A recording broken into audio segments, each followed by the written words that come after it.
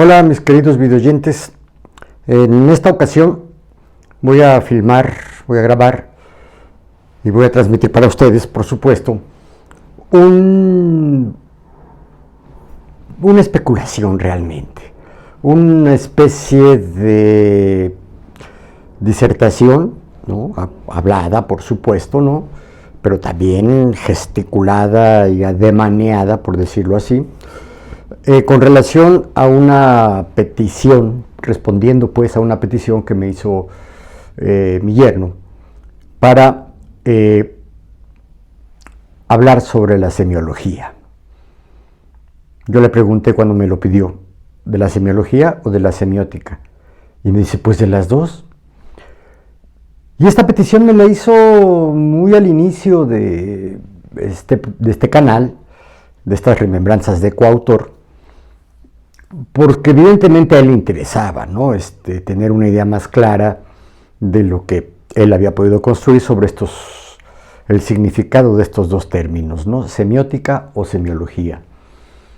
Yo evidentemente traía alguna noción, una vaga noción de algunas lecturas que hice cuando era estudiante de sociología entre 1975 y 1980, digamos, ¿no? Es decir, hace muchísimos años, y era yo sumamente joven, ¿no? Entonces, puedo decir que estos estudios los hice hace casi 50 años, hace casi medio siglo, tal vez menos, ¿no? Pero, pues ya es una noción muy vieja. Se me han olvidado algunas cosas, otras las he revuelto en mi pensamiento, cosa que a todos nos sucede, ¿no? Y no es precisamente una confusión, sino más bien una fusión de ideas, ¿no?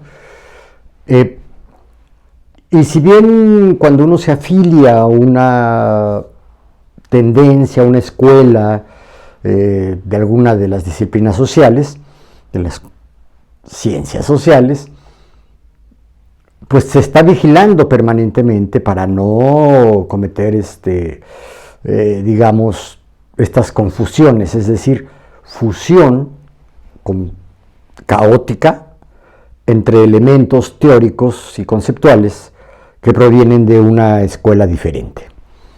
Sin embargo, yo desde hace mucho, desde que era estudiante incluso, dije, pues, ¿y por qué no?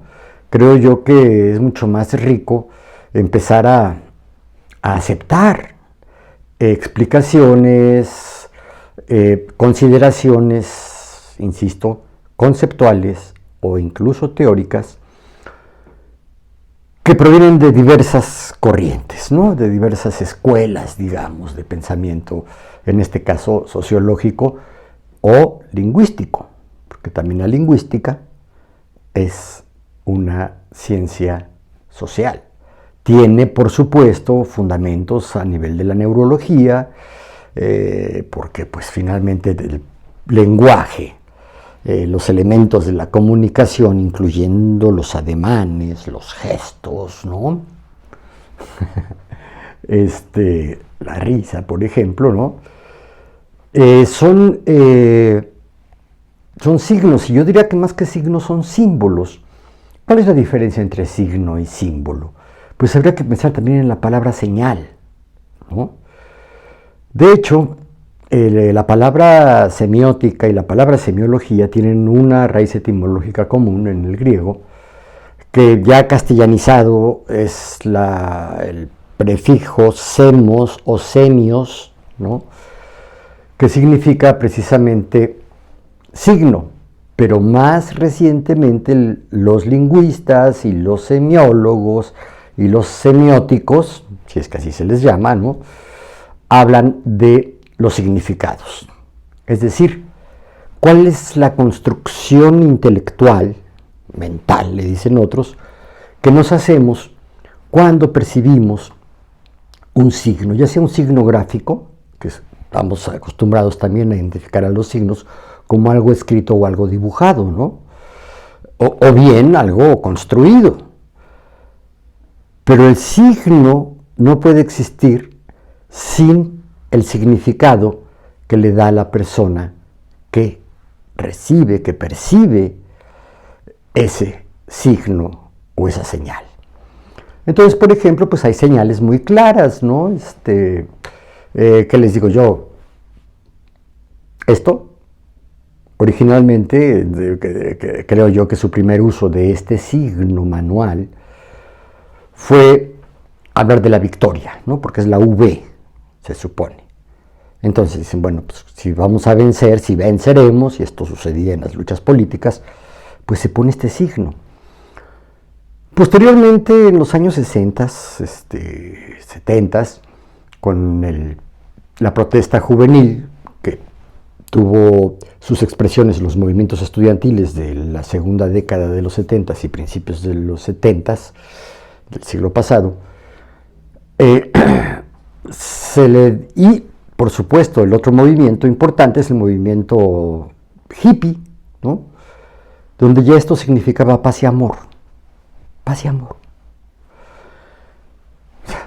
Una pareja, paz y amor, ¿no? Y por supuesto también significa dos, ¿no? Aquí están representados muy claramente pues dos elementos, entonces se habla de una unidad, ¿no? ¿Es así o es así? Pues depende, ¿no? Cuando yo era muy joven, cuando era adolescente, incluso se decía que la V de la victoria se hacía así, con el dorso de la mano hacia atrás. Ajá. Y esto era victoria, ¿no?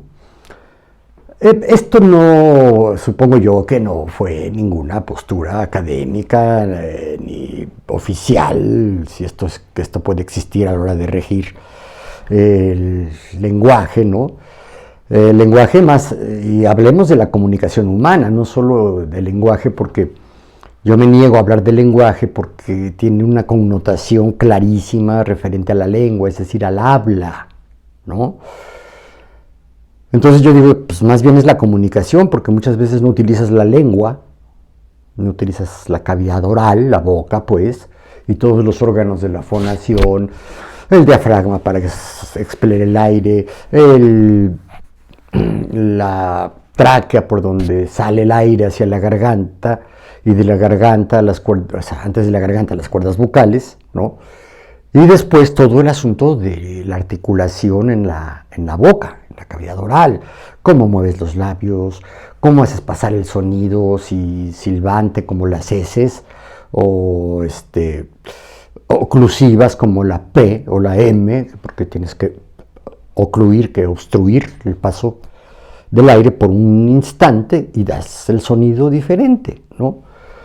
En fin, hay distintas formas de acomodar la lengua, la mandíbula, que tan abierta la haces, ¿no? Y por supuesto las cuerdas vocales, que son sobre todo donde se distinguen las vocales, por eso se llaman cuerdas vocales, ¿no?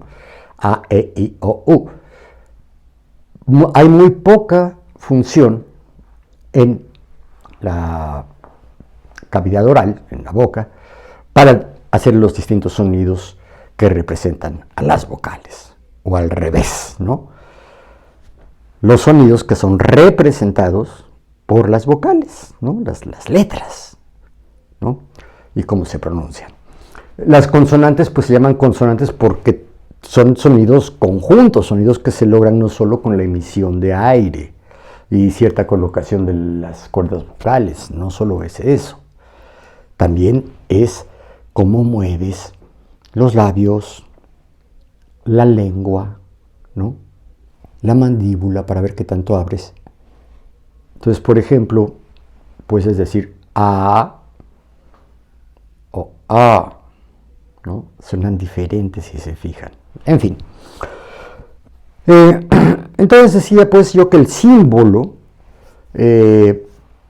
hasta donde yo leí, ya se hablaba de el conjunto de una señal, de un signo y los significados que se le dan a esa señal o a ese símbolo. Hablemos de algunos signos lingüísticos, que son las palabras. Evidentemente, cada palabra se escribe, se pronuncia de alguna manera, es decir, se emite de alguna manera, ya sea gráficamente o oralmente, con la boca pues. Pero siempre se le asocia un significado. El ser humano le da significado a las cosas que percibe, ¿no? Y al darles un significado ya los convirtió en un símbolo, ¿sí? Es decir, el símbolo es de alguna manera la unión de el emisor, el que emite el mensaje a través de signos, señales, que pueden ser palabras, que pueden ser números, que pueden ser dibujos, que pueden ser grafías, ¿no? No solo letras, también dibujos. Y decía también construcciones arquitectónicas, escultóricas, pictóricas, ¿no? Es decir, ya que tienen que ver con el cuerpo, con los cuerpos tridimensionales, concretos, ¿no? Y también ideáticos. Si yo digo la palabra espíritu, pues va a ser muy difícil que alguien me diga el espíritu consiste en esto y se refiere a algo material. No, es algo que o se tiene dentro o no se tiene, ¿no? Hay quienes piensan que el espíritu y el alma son fuerzas que te mueven, que te animan. Tal vez sí, tal vez no. Algunos no lo hemos experimentado. Yo no lo he experimentado. Por eso es que yo digo que carezco de alma, porque no entiendo la noción de alma, pero no soy un desalmado, ¿no? Que estoy jugando con las palabras. Y hablando de juegos de palabras, este video había pensado en iniciarlo con una frase que yo les decía mucho a mis alumnas, cuando les trataba de convencer que la complejidad del lenguaje científico, del lenguaje técnico, tiene que ver con la necesidad de la precisión, de transmitir exactamente, lo más exactamente posible, las ideas a través de palabras o a través de otros lenguajes, ¿no? Como el lenguaje matemático, como el lenguaje musical, ¿no? El solfeo, Entonces, tarde o temprano les decía una frase que se me ocurrió de repente, a manera de chiste, de broma, incluso de iniciación motivante de algunos planteamientos que hacía de este tipo, como el que estoy haciendo aquí. Y les decía, no somos, semos. No faltaba la purista del lenguaje que, ay maestro, ¿por qué dices semos? Esa es una incorrección, ¿no? Así hablan los indios, me dijo otra, ¿no? Le digo, pues ojalá y así hablaran los indios, ¿no? Es decir, ¿quiénes son los indios, no? ¿Los hablantes de lenguas autóctonas? Sí, seguramente sí. ¿Por qué se llaman indios? Pues por aquella confusión que tuvo Colón cuando descubre este continente y piensa que llegó a las Indias.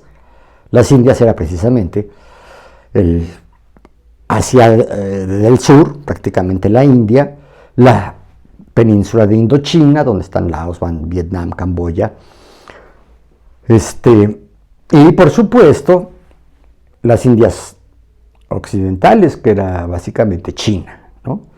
En Europa le llamaban las Indias. Entonces Colón dijo que iba a venir a las Indias porque él estaba convencido de que el mundo era redondo y que si salía de algún puerto de Europa hacia el oriente, le daría la vuelta al mundo y volvería a llegar a su lugar de origen. Claro que lo que no sabía es que existía América, un continente que cruza el globo terráqueo, es el único que tiene esta característica, desde el círculo polar ártico hasta el círculo polar antártico, ¿no? Es decir, está como lo representamos en los globos terráqueos, en los mapamundis. Es un continente que se extiende más en vertical que en horizontal, ¿no? Entonces, pues por supuesto que se topó con el Caribe.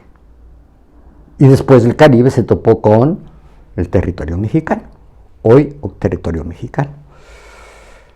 Entonces, pues él pensó que había llegado ya a las Indias, ¿no? Y pues de ahí que a los nativos de estas regiones les puso indios o indígenas. Así se les llama. Está aceptadísima socialmente esta palabra y su significado, que se refiere al oriundo de las regiones americanas, de las distintas regiones del continente americano, a sus descendientes y por supuesto a los que hablan esas lenguas indígenas y que tienen todavía costumbres que vienen de los pueblos hoy llamados originarios, ¿no? Entonces cuando me dice la alumna, es que así hablan los indios, es que no son solo los indios, ¿no? En general, tanto en España como en distintos países de América, y en el español antiguo no era somos, era semos. Pero yo estaba jugando con el prefijo de la palabra semiótica y de la palabra semiología, que es semios. Castellanizado, les decía yo, se dice semos ya, ¿no? El prefijo de estas palabras es semos. Y eso significa o el signo o el símbolo.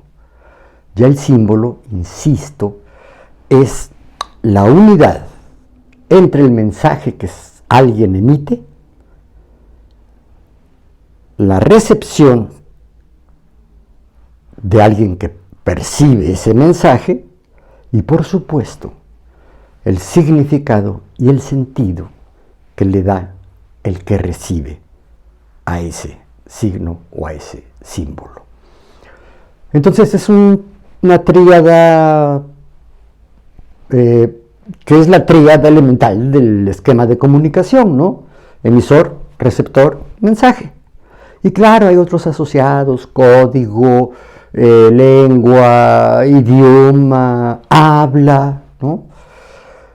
Todo eso va conjugado, pero se sintetiza mejor hablando de estos tres elementos.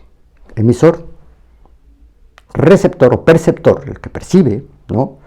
Y el significado. Cuando yo estaba haciendo mis estudios de teoría de la cultura para trabajar la cultura popular en México, encontré a varios autores, entre ellos Ernst Cassirer, Octavio Paz y algún otro muy importante, un tal Margules, mexicano, que de alguna manera manejaban la idea que sintetiza bien Octavio Paz cuando dice: los seres humanos somos símbolos, productores de símbolos. Y esa es la principal cualidad humana según esta perspectiva. Después descubro que también hay una corriente sociológica que se viene perfilando desde los 60s, que también hace referencia a esto, y que habla, se bautiza o la bautizan otros como el interaccionismo simbólico. Es una escuela teórica de la sociología. A esta escuela teórica de la sociología se afilia, por ejemplo, Wright Mills. Les he hablado bastante de Wright Mills. Y muchos otros sociólogos que dicen es que no solo es el ser humano no es solo un ser racional, es un ser racional y emocional. Otra frase que yo les decía mucho: sí somos corazón, pero entendamos que también somos razón. De alguna manera se puede hablar de que es la razón y el corazón, es decir, lo que nos mueve, y esta es una metáfora la que yo usaba, ¿no?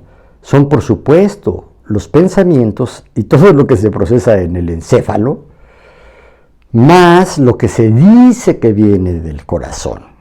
Entre los hindúes es el hígado, ¿no? Donde radican las emociones. Entre nosotros los occidentales pues es el corazón, ¿no? Amamos con el corazón, odiamos con el corazón, lo hacemos de corazón porque le sabemos ganas, etc. Esta corriente, el interaccionismo simbólico, señala que lo importante de lo social es el vínculo entre dos sujetos, ya sean dos individuos, o dos grupos, o dos clases sociales, o dos partidos políticos, o dos naciones, dos estados, ¿no? Esto forma la sociología. La sociedad, insisto, no es un cúmulo de gente, son las interacciones que se establecen entre este cúmulo de gente. Este análisis te permite hacer consideraciones válidas, o por lo menos explicativas, de interacciones a nivel individual, la individualidad, la interpersonalidad, ¿no? Es decir, a nivel interpersonal o a nivel de grupos, vínculos entre grupos, ¿no? Y lo más interesante del interaccionismo simbólico es la parte del símbolo, porque ellos dicen, es que sí es cierto, toda nuestra conducta, todo lo que hacemos, todo lo que producimos, tiene un significado para las personas. Por lo tanto, lo importante es trabajar a partir de esos significados. A lo mejor para algunos grupos de gente hablar de igualdad social, pues es un elemento de justicia, pero para otros es un elemento de una injusticia brutal, ¿no? Porque dicen, pues ¿cómo vamos a ser iguales? Pues si yo no soy igual a ese, ¿no? Esto sucede sobre todo con los grupos encumbrados o con los que aspiran a estar encumbrados, porque lo que hacen es tratar de distinguirse, ser una persona distinguida. ¿Por qué distinguida? Porque se le considera como un distinto a los demás, ¿no? Las teorías sociológicas, antropológicas, económicas, políticas, que sí buscan la mejora de la sociedad en su conjunto, entienden que hay que mejorar las condiciones de vida de los que están más oprimidos, más pobres, ¿no? Más explotados, y acercar sus condiciones de vida a los que tienen toda la vida resuelta, ¿no? Evidentemente los que tienen la vida resuelta son los privilegiados, los acomodados, los ricos, los poderosos, ¿no? Y que se sienten personas distinguidas, es decir, que no son como los demás, no son como la brosa, como la plebe, como el proletariado, ¿no? Como los pobres. Para algunos decirse pobres es ofenderse. Sin embargo, estas teorías o estos postulados teóricos de sociólogos y antropólogos que se ubican en el interaccionismo simbólico sí están pensando de alguna manera en que el propósito último de las ciencias sociales es buscar el mejor estado, la mejoría de la sociedad. Y esto significa, entre otras cosas, disminuir o terminar con las desigualdades materiales y también la desigualdad en las oportunidades. Por eso a veces he soltado frases aquí en estos videos que a lo mejor se quedan así como tronchas, ¿no? Cuando digo, por ejemplo, que tuvo un gran acierto Morelos cuando dijo que el propósito del movimiento de independencia era moderar la opulencia y la indigencia, es decir, no acabar con los ricos ni con su riqueza, sino moderarla, bajarle, ¿no? Que los ricos no estén tan ricos, pero también, y más importante, la indigencia, es decir, la pobreza extrema. Entonces está pensando en una sociedad más igualitaria, Morelos, ¿no? Otra frase que por ahí mencioné y que a lo mejor se quedó así como misteriosa: no somos iguales, de acuerdo, pero sí somos similares, es decir, somos muy parecidos, porque dentro de una igualdad general somos seres humanos, somos personas, tenemos un organismo, una forma de socializar y una individualidad que es el resultado de la organicidad y la sociabilidad. Esta individualidad todos la tenemos, pero la tenemos de muy distintas formas. Entonces sí nos parecemos en lo esencial, pero en lo fenoménico, en lo fenomenológico, en lo exterior, pues, no somos iguales. Hay diferencias enormes, ¿no? Pero esas diferencias no borran la similitud. Es decir, sobre una base común se pueden establecer las comparaciones que permiten identificar esas similitudes y esas diferencias, ¿no? Entonces, cuando digo no somos, semos, y me critican que por qué hablo así, que por qué utilizo un vocablo pues que es de la gente ignorante, ¿no? De la gente pobre, ¿no? De los campesinos, de los indios, ¿no? De los pueblerinos, provincianos, ¿no? Claro, esto se dice desde una postura de privilegio de alguien que está estudiando la licenciatura, que no tiene que trabajar porque sus padres tienen lo suficiente como para prescindir del ingreso que pueda llevar este estudiante, si es trabajador, ¿no? Que pueda llevar a su casa. Pero cuando yo jugaba así, era precisamente para decirles, es que no le estoy hablando de semos como una conjugación del verbo ser. No, no es la tercera persona del plural en presente del verbo ser. Somos. No, estoy hablando de semos, la idea del símbolo, es decir, de los distintos signos y señales y el significado y el sentido que les damos. Aquí estoy agregando otro concepto a la palabra sentido. ¿Qué es el sentido? Un poco entender para dónde va y de dónde viene, así como los sentidos del tránsito, va para allá o va para allá, ¿no? Va para adelante o va para atrás, ¿no? Ese es el sentido, así de sencillo. Claro, aquí es un poco más complejo porque estamos hablando del tiempo, por un lado, o sea, hacia dónde va, qué va a pasar con esto en el futuro, por un lado, y por otro lado, también a la dinámica social y a la estructura social, ¿no? Si nos están dando, bueno, a mí todavía no me toca, pero ya me tocará, una pensión universal, ¿cuál es el sentido? ¿Obtener votos? ¿Mejorar realmente o ayudar a mejorar? Porque con este dinerito que reciben los viejitos, pues nomás no es suficiente para resolver la vida, pero les ayuda. Yo conozco a muchos septuagenarios, octogenarios, que están sumamente agradecidos porque dicen que algunos de ellos que me han impactado muy fuerte, dicen, es que ahora sí ya me alcanza para mis medicinas. Ah, ok, pues qué bueno, ¿no? Es que ahora sí puedo tener un ahorrito. Le puedo pagar a mi sirvienta, a mi trabajadora doméstica, ¿no? Con ese dinerito que reciben de las becas universales para viejitos. Vean cómo aquí ya hay varios sentidos de esas becas. Hay quienes lo critican porque dicen que es malgastar el dinero, que porque se les da a los viejitos si no es para conseguir votos, ¿no? ¿Para quién? Pues para, por supuesto, al movimiento encabezado por López Obrador, a la Cuarta Transformación, ¿no? Pero desde la Cuarta Transformación se dice, no, es un elemento, ahora sí que elemental, ¿no? Es un componente elemental de la justicia social. Y se le da a los viejitos como reconocimiento a toda una vida de trabajo, de esfuerzo, de vida, ¿no? Una vida entera, pues no entera porque todavía no termina, ¿verdad? Pero sí muchísimos años de vida, viviendo en sociedad y trabajando para esa sociedad, aportándole a esta sociedad, ¿no? Entonces a los viejitos se les da ese dinero. Yo pronto la voy a empezar a recibir, a partir de enero, creo yo. Porque cumplo años en enero, 65, y ya, con la última modificación que anunció el presidente, pues ya pues me va a tocar, ¿no? ¿Qué van a hacer? Creo que son 1,800 pesos mensuales, algo así. Es un dinerito, pero ayuda, y ayuda mucho. Con esto estoy ejemplificando, pues, cuál es el sentido de las cosas.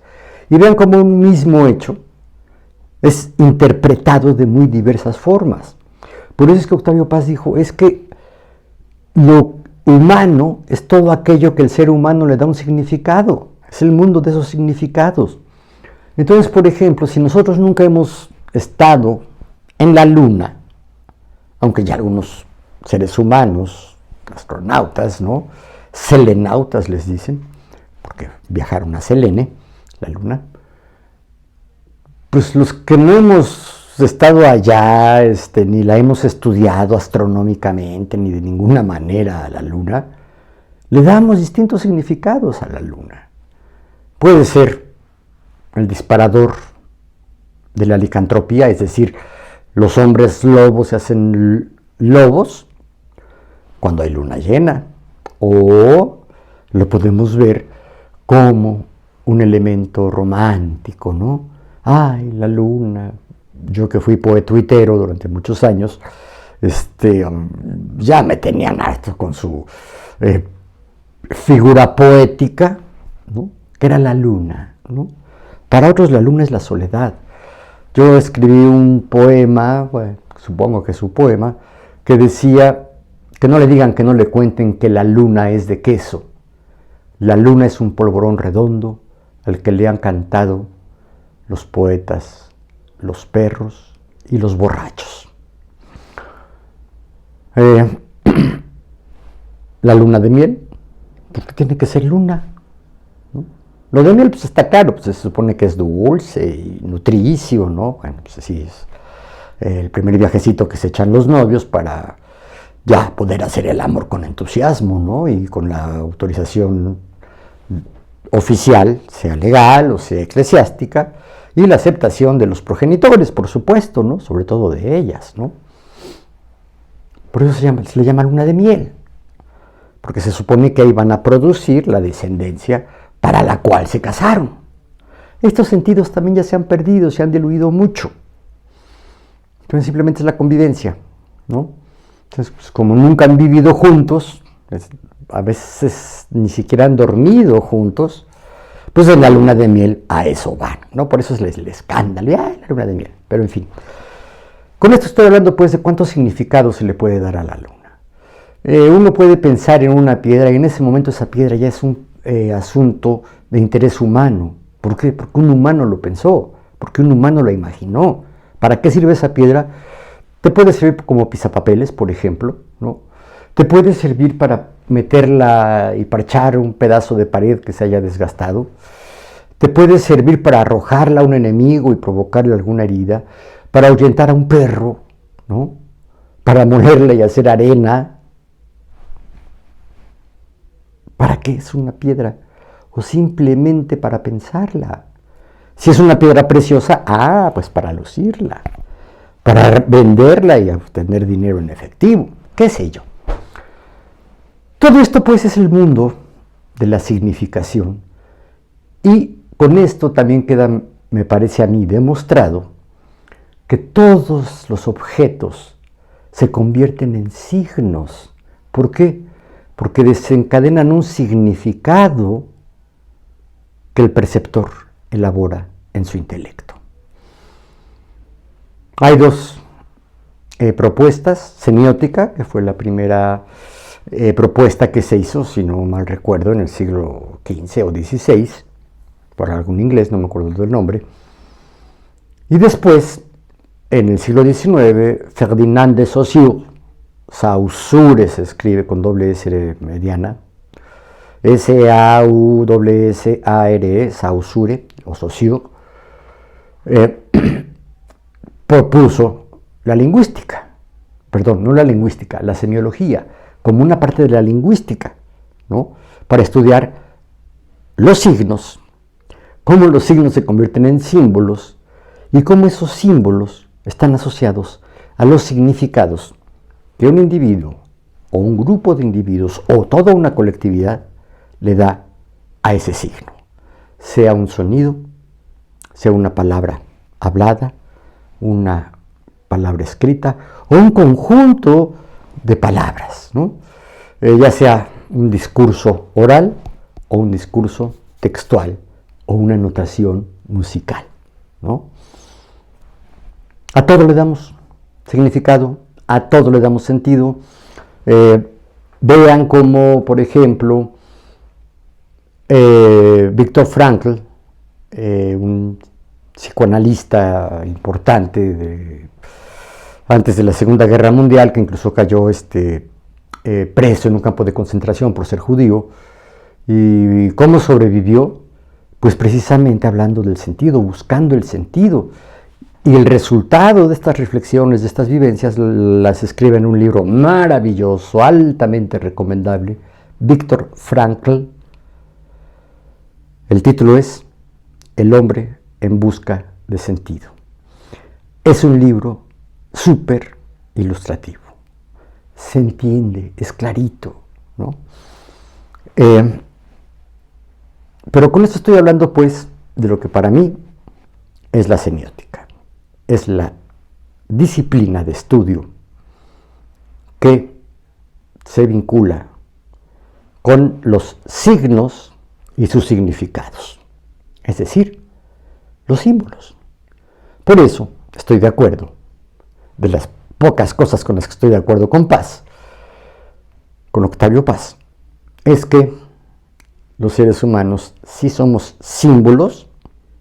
Yo tengo un nombre, este canal lleva uno de los muchos nombres que he recibido en la vida, este me lo inventé yo, coautor,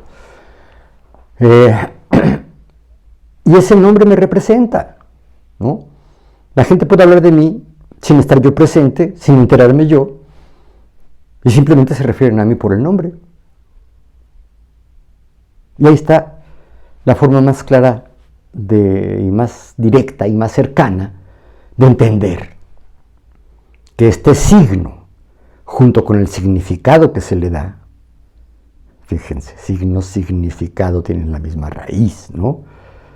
Pero aquí es que le estamos dando un sentido, ¿no? La palabra significado creo que es inútil definirla porque todos intuitivamente entendemos a qué se refiere.